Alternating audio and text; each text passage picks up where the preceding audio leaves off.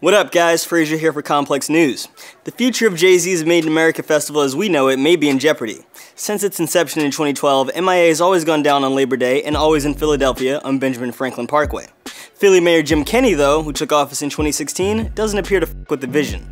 His office released a statement saying this would be the last year Made in America Fest would take place in the Parkway, a statement that read like an eviction notice. Jay-Z responded with an open letter listing the ways the festival has positively impacted the city culturally and economically, and basically countering that he held the city of brotherly love down for 6 summers, and now they want to kick him out of the heart of the city for his troubles. In light of the mayor's bemusing behavior and a refusal to engage directly, Desiree Perez, Roc Nation's COO and a longtime associate of Jay's, / member of his tight inner circle, who you probably heard get a shout out most recently on Friends, got on the phone with me for a rare interview to share Roc Nation's take on the situation and where she hopes it goes from here. Perez told me things have been weird with the mayor basically since he took office, starting with the fact that they've never actually directly communicated. It's always been through third-party production companies or attorneys. The first instance of which was a bizarre request to see the 2016 lineup because the mayor's office apparently wanted a say in who performs, to which Perez said absolutely not.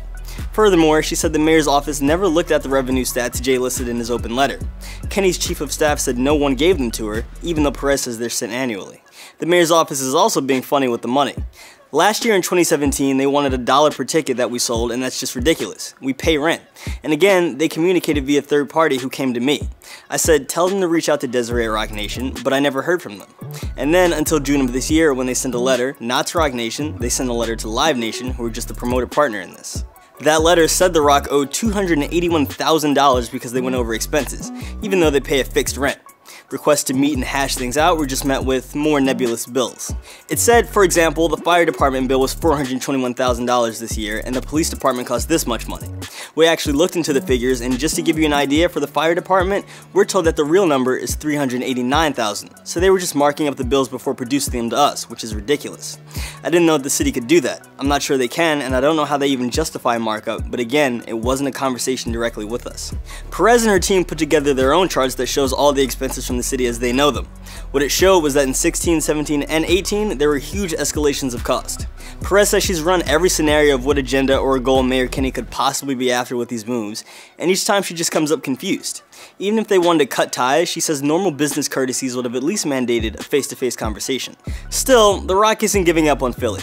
Perez revealed it was Jay who came up with the theme and location, picking the Philly Parkway before anyone had even had a conversation with then Mayor Nutter, who clearly embraced the idea. There are other amazing cities, obviously with incredible history, that speak to the same emotion and have the same symbolism. Our hearts haven't gone there yet. We're hoping that there's some dialogue and some conversation that will lead the parties to make the right decisions. To get the latest updates on how this situation between Roc Nation and the city of Philadelphia plays out, keep it locked to Complex News on YouTube and peep the full interview on complex.com. And in other news, our 3rd annual ComplexCon is going down on November 3rd and 4th, once again in Long Beach, California.